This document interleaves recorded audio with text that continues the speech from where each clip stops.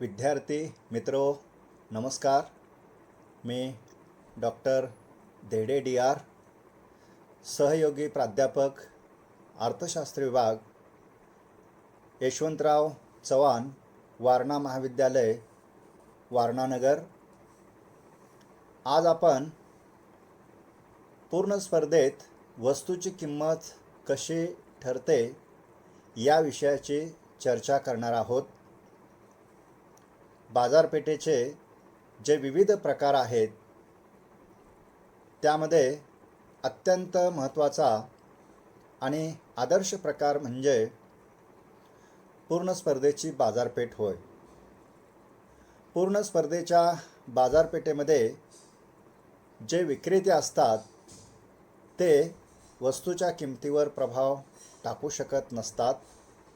त्याचप्रमाणे जे ग्राहक असतात हे ग्राहक देखील वस्तूच्या किमतीवर प्रभाव पाडू शकत नसतात. पूर्ण स्पर्धेच्या बाजारपेठेमध्ये ज्या वस्तू विकल्या जात असतात त्या एकजिनसी असतात. पूर्ण स्पर्धेच्या बाजारपेठेचा अभ्यास करत असताना पूर्ण स्पर्धेची वैशिष्ट्ये अभ्यासणे महत्त्वाचे ठरते. पूर्ण स्पर्धेची जे अनेक वैशिष्ट्ये आहेत त्यामध्ये पहिली वैशिष्ट्य आपल्याला अशा प्रकारे सांगता येईल, असंख्य विक्रेते असतात. पूर्ण स्पर्धेच्या बाजारपेठेमध्ये विक्रेत्यांची संख्या ही असंख्य असते. एखाद्या विशिष्ट प्रकारच्या वस्तूचे विक्रेते जे असतात हे संख्येने मोठ्या प्रमाणात असतात. एकूण बाजारपेठेतील जो पुरवठा असतोय त्या पुरवठ्यातील अतिशय अल्प पुरवठा हा एखाद्या विक्रेत्याचा असतोय. त्यामुळे कोणताही विक्रेता आपल्या वस्तूच्या पुरवठ्यामध्ये बदल करून वस्तूच्या किमतीवर प्रभाव पाडू शकत नसतो. हे पूर्ण स्पर्धेचं एक महत्त्वाचं वैशिष्ट्य आपल्याला सांगता येईल. त्याचप्रमाणे दुसरं वैशिष्ट्य असं आहे, असंख्य ग्राहक. पूर्ण स्पर्धेच्या बाजारपेठेमध्ये असंख्य विक्रेत्याप्रमाणेच असंख्य ग्राहक देखील असतात. वस्तूची मागणी करणारे जे ग्राहक असतात हे संख्येने मोठ्या प्रमाणात असतात. त्यामुळे कोणताही ग्राहक वस्तूच्या मागणीमध्ये बदल करून वस्तूच्या किमतीवर प्रभाव पाडू शकत नसतो. बाजारपेठेतील एकूण मागणी जी असते त्या एकूण मागणीच्या अतिशय अल्प किंवा अत्यल्प मागणी एखाद्या ग्राहकाची असते. जसे की समुद्रातील पाण्याचा एखादा थेंब बाजूला काढावा अशा प्रकारची मागणी एखाद्या ग्राहकाची असते. म्हणून कोणताही ग्राहक आपल्या मागणीमध्ये बदल करून किमतीवर प्रभाव पाडू शकत नसतो. या बाजारपेठेचं पुढचं महत्त्वाचं वैशिष्ट्य असं आहे, समान किंमत. पूर्ण स्पर्धेच्या बाजारपेठेमध्ये ज्या वस्तू विकल्या जात असतात त्या वस्तूंच्या किमती या समान असतात.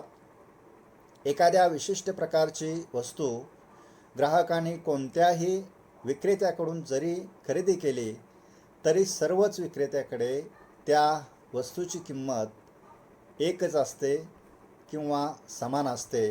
हे पूर्ण स्पर्धेच्या बाजारपेठेचं महत्त्वाचं वैशिष्ट्य आहे. याचबरोबर या बाजारपेठेमध्ये ज्या वस्तू विकल्या जात असतात त्या एकजिनसी असतात. पूर्ण स्पर्धेच्या बाजारपेठेमध्ये जे विक्रेते असतात या विक्रेत्याकडून एखाद्या विशिष्ट प्रकारची वस्तू ज्यावेळी विकली जात असते त्यावेळी ती वस्तू सर्व बाबतीत एकजिनसी असते. मग ग्राहकाने कोणत्याही विक्रेत्याकडून वस्तूची खरेदी करो, परंतु सर्वच विक्रेत्याकडे ज्या वस्तू असतात त्या एकजिनसी असतात.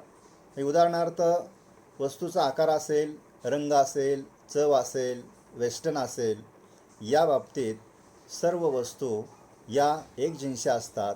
हे या बाजारपेठेचं महत्त्वाचं वैशिष्ट्य आहे. त्याचबरोबर मुक्त प्रवेश असतो. पूर्ण स्पर्धेच्या बाजारपेठेमध्ये कोणत्याही उद्योग संस्थेला हा मुक्त प्रवेश असतो. म्हणजे या बाजारपेठेमध्ये कोणतीही नवीन एखादी उद्योग संस्था प्रवेश करू शकते, उत्पादन घेऊ शकते, मालाची विक्री करू शकते. याबाबत कोणत्याही प्रकारचं निर्बंध उद्योग संस्थेवर नसते. त्याचप्रमाणे प्रचलित असणारी उद्योग संस्था बाजारपेठेतून बाहेर पण पडू शकते. म्हणजे मुक्त स्वातंत्र्य असते बाजारपेठेमध्ये प्रवेश करण्यासाठी किंवा बाजारपेठेतून बाहेर पडण्यासाठी मुक्त प्रवेश असतो. तसेच ग्राहकांना बाजारपेठेचे ज्ञान असते. म्हणजेच पूर्ण स्पर्धेच्या बाजारपेठेमध्ये जे ग्राहक असतात, या ग्राहकांना बाजारपेठेसंबंधीची संपूर्ण माहिती असते. बाजारपेठेतील वस्तूंची मागणी असेल, वस्तूचा पुरवठा असेल किंवा वस्तूंच्या किमती असतील, याबाबत ग्राहकांना माहिती असते. हे या बाजारपेठेचं महत्त्वाचं वैशिष्ट्य आहे. तसेच विक्री खर्चाचा अभाव असतो. पूर्ण स्पर्धेच्या बाजारपेठेमध्ये ज्या वस्तू विकल्या जात असतात, त्या वस्तू विकण्यासाठी विक्रेत्यांना विक्री खर्च करण्याची गरज नसते. हे या बाजारपेठेचं महत्त्वाचं वैशिष्ट्य आहे. विक्री खर्चाचा अभाव जसा असतो, त्याचप्रमाणे वाहतूक खर्चाचा अभाव देखील असतो. पूर्ण स्पर्धेच्या बाजारपेठेमध्ये वाहतूक खर्च करण्याची गरज नसते. कारण पूर्ण स्पर्धेच्या बाजारपेठेमध्ये ज्या उद्योग संस्था असतात त्या अगदी एकमेकाच्या जवळजवळ असतात आणि म्हणूनच वाहतूक खर्च करण्याची आवश्यकता नसते. वाहतूक खर्चाचा अभाव हे या बाजारपेठेचं महत्त्वाचं वैशिष्ट्य आहे. पुढचं वैशिष्ट्य असं सांगता येईल, उत्पादन घटक गतिशील असतात. उत्पादनाचे जे घटक आहेत हे एका ठिकाणाहून दुसऱ्या ठिकाणी जाऊ शकतात. एका उद्योगातून दुसऱ्या उद्योगामध्ये ते जाऊ शकतात. उत्पादन घटकांचा पर्याप्त वापर हा होत असतो आणि पूर्ण रोजगार अस्तित्वात असतो. हे देखील पूर्ण स्पर्धेचं एक महत्त्वाचं वैशिष्ट्य आहे. पूर्ण स्पर्धेमध्ये पूर्ण रोजगार अस्तित्वात असतो. हे या बाजारपेठेचं महत्त्वाचं वैशिष्ट्य आहे. अशा प्रकारे पूर्ण स्पर्धेची बाजारपेठ अभ्यासत असताना पूर्ण स्पर्धेची वैशिष्ट्ये अभ्यासणे महत्त्वाचे असते.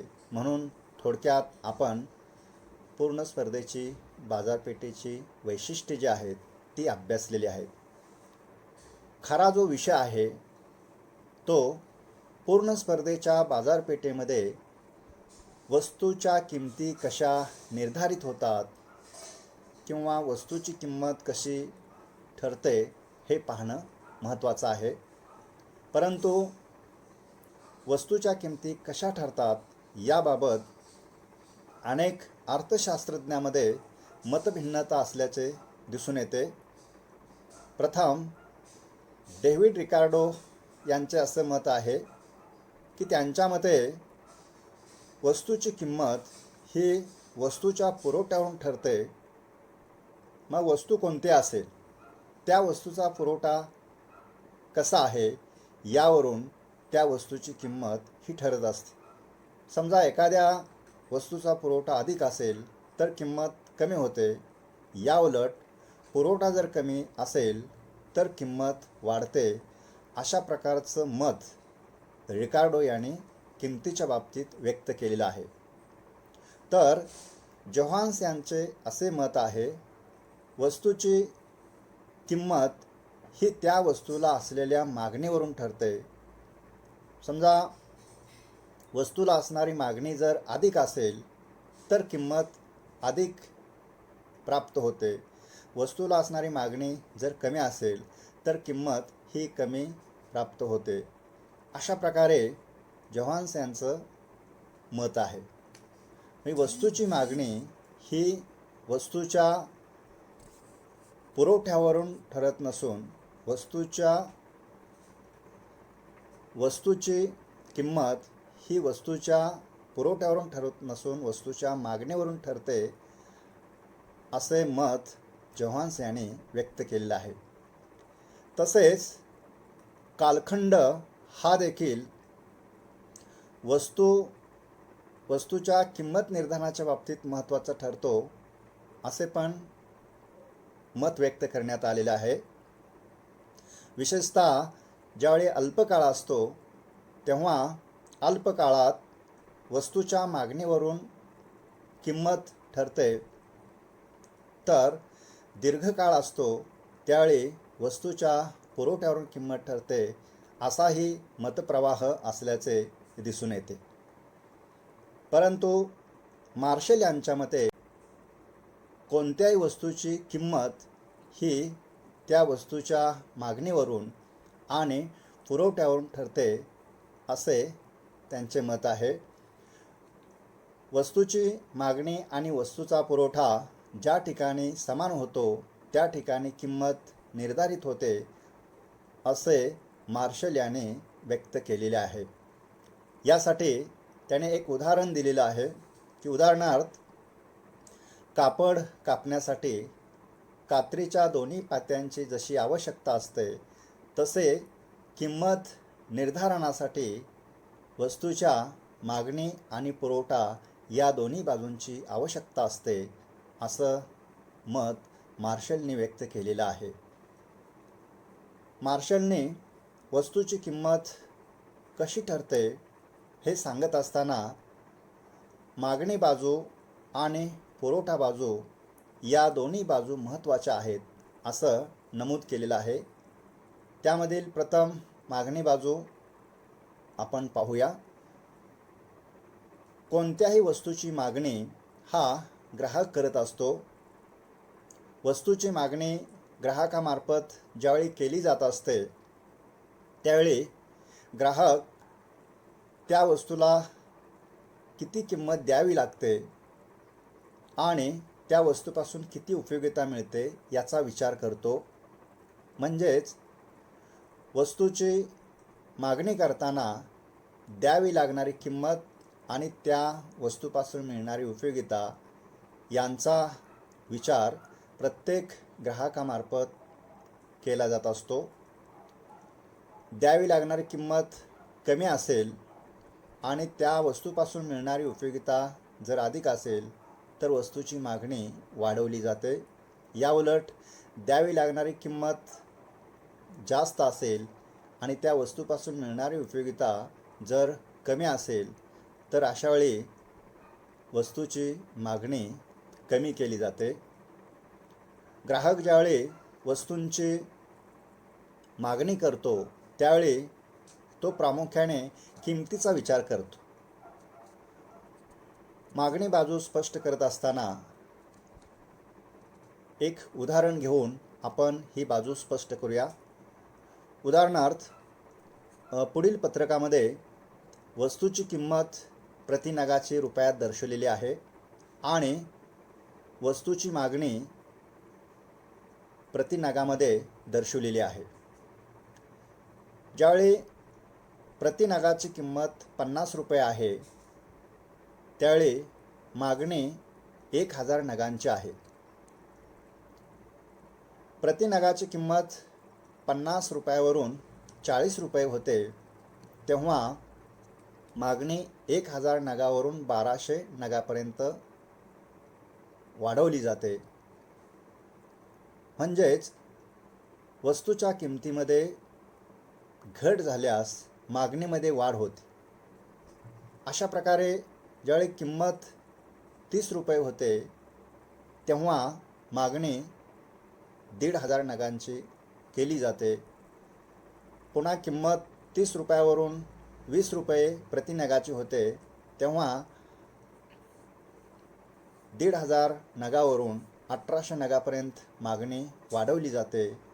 शेवटी प्रति नगाची किंमत 10 रुपये होते, तेव्हा मागणी 2,000 नगांची केली जाते. याचाच अर्थ वस्तूच्या किमतीमध्ये जसजशी घट होत जाते, वस्तूंच्या किमती जसजशा कमी कमी होत जातात, तसतशी त्या वस्तूंच्या नगांची मागणी जी आहे ही मागणी वाढवली जाते. याउलट किमतीमध्ये जसजशी वाढ होत जात असते, त्याप्रमाणे मागणीमध्ये घट होत जाते. म्हणजे वस्तूची किंमत आणि वस्तूची मागणी यामध्ये व्यस्त संबंध असतो, हे यावरून स्पष्ट होते. दुसरी बाजू पुरवठा बाजू आपण स्पष्ट करूया. बाजारपेठेमध्ये वस्तूचा पुरवठा हा उत्पादकामार्फत केला जात असतो. उत्पादक बाजारपेठेमध्ये ज्यावेळी वस्तूचा पुरवठा करतात, त्यावेळी त्या वस्तूला मिळणारी किंमत आणि त्या वस्तूचा उत्पादन खर्च यांचा विचार करतात. उत्पादन खर्च कमी असेल आणि मिळणारी किंमत जर अधिक असेल, तर वस्तूचा पुरवठा जो आहे हा वाढवला जातो, कारण त्यामधून त्यांचं हित साध्य होणार असते. म्हणून किंमत जास्त असेल आणि उत्पादन खर्च कमी असेल, तेव्हा पुरवठा जो आहे हा पुरवठा वाढवला जातो. पुरवठा बाजू समजून घेण्यासाठी आपण एक उदाहरण पाहूया. उदाहरणार्थ, पत्रकामध्ये पहिल्या कॉलममध्ये किंमत रुपयात दर्शवलेली आहे, दुसऱ्या कॉलममध्ये पुरवठा हा नगामध्ये दर्शवलेला आहे. प्रति नगाची किंमत 50 रुपये असताना पुरवठा हा 2,000 नगांचा आहे. किंमत 50 रुपयावरून 40 रुपये होते, तेव्हा पुरवठा 2,000 वरून 1,800 नगांचा केला जातो. किंमत 40 रुपयावरून 30 रुपये होते, तेव्हा पुरवठा 1,800 नगावरून 1,500 नगापर्यंत केला जातो. पुन्हा 30 रुपयावरून 20 रुपयापर्यंत किमतीत घट होते, तेव्हा पुरवठा हा 1,500 नगावरून 1,200 नगापर्यंत केला जातो. आणि शेवटी प्रति नगाची किंमत ज्यावेळी 10 रुपये होते, तेव्हा पुरवठा 1,000 नगांचा केला जातो. म्हणजे अशा प्रकारे वस्तूची किंमत आणि वस्तूचा पुरवठा यांच्यामध्ये समसंबंध असतो. वस्तूची किंमत ज्यावेळी वाढत जाते, तेव्हा पुरवठा वाढवला जातो. वस्तूची किंमत ज्यावेळी कमी केली जाते, तेव्हा पुरवठा देखील कमी केला जातो. अशा प्रकारे किंमत आणि पुरवठा यांच्यामध्ये समसंबंध असतो. मार्शलने पूर्ण स्पर्धेच्या बाजारपेठेमध्ये वस्तूची किंमत कशी ठरते हे स्पष्ट करताना मागणी पुरवठ्याचा समतोल हा विचारात घेतलेला आहे. मार्शलच्या मते वस्तूची किंमत त्या वस्तूच्या मागणी पुरवठ्याच्या समतोलातून ठरते. यासाठी एक उदाहरण घेतलेले आहे. त्या उदाहरणाच्या सहाय्याने मागणी पुरवठ्याचा समतोल जो आहे हा समतोल पुढील पत्रकामध्ये स्पष्ट केलेला आहे.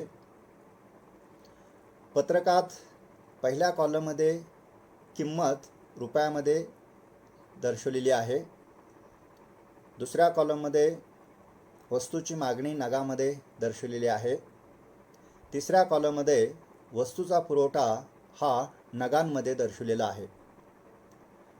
किंमत प्रति नगाची 50 रुपये असताना मागणी 1,000 नगांची, तर पुरवठा हा 2,000 नगांचा आहे. प्रति नगाची किंमत 40 रुपये होते तेव्हा मागणी 1200 नगांची आहे, पुरवठा हा 1800 नगांचा आहे. किंमत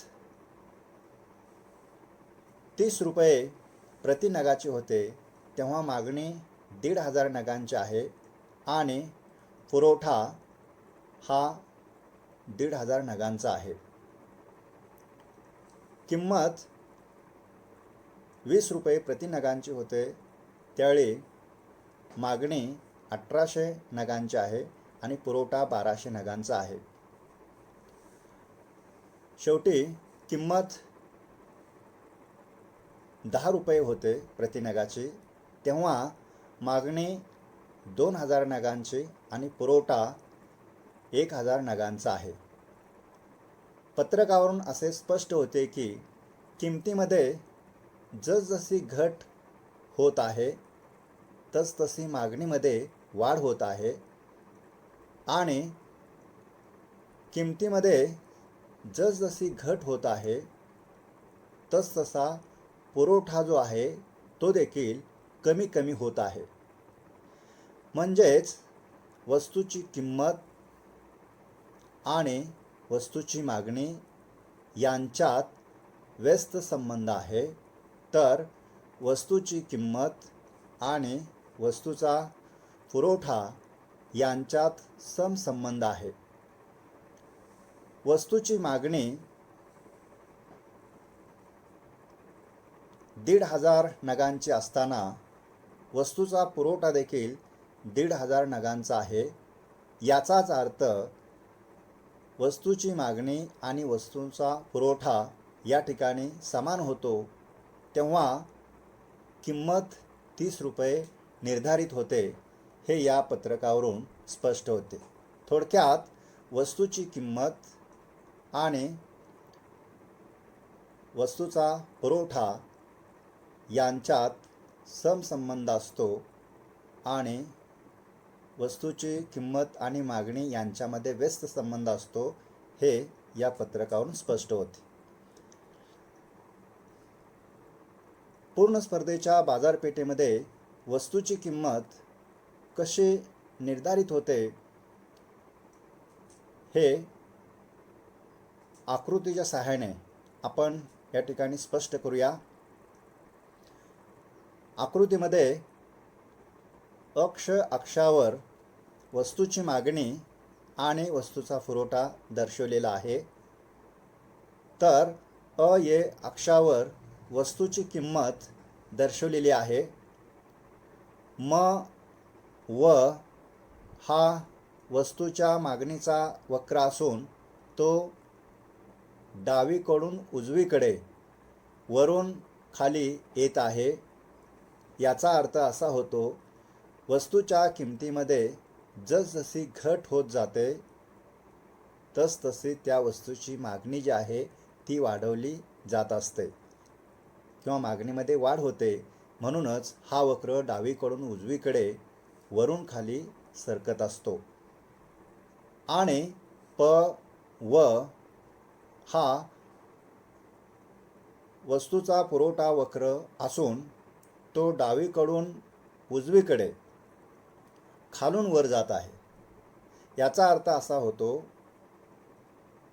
की वस्तूच्या किमतीमध्ये जसजशी वाढ होत जात असते तसतसा त्या वस्तूचा पुरवठा देखील हा वाढवला जातो. म्हणून हा वक्र डावीकडून उजवीकडे खालून वर जात असल्याचं दिसतंय. व हा मागणीचा वक्र आणि व हा पुरवठ्याचा वक्र, हे दोन्ही वक्र एकमेकांना बिंदूमध्ये छेदत आहेत. त्यामुळे हा समतोल बिंदू आहे. या समतोल बिंदूमध्ये वस्तूला असणारी मागणी 1500 नगांची आहे आणि वस्तूचा पुरवठा देखील 1500 नगांचा आहे. म्हणजेच वस्तूची मागणी आणि वस्तूचा पुरवठा या बिंदूमध्ये समान आहे किंवा एकसारखा आहे. म्हणजेच बिंदूत वस्तूच्या मागणी पुरवठ्याचा समतोल हा साध्य होतो, म्हणून स हा समतोल बिंदू आहे. तेव्हा वस्तूची किंमत 30 रुपये निर्धारित झालेली आहे. म्हणजेच आकृतीवरून असे स्पष्ट होते की मागणी पुरवठ्याचा वक्र ज्या बिंदूमध्ये छेदतो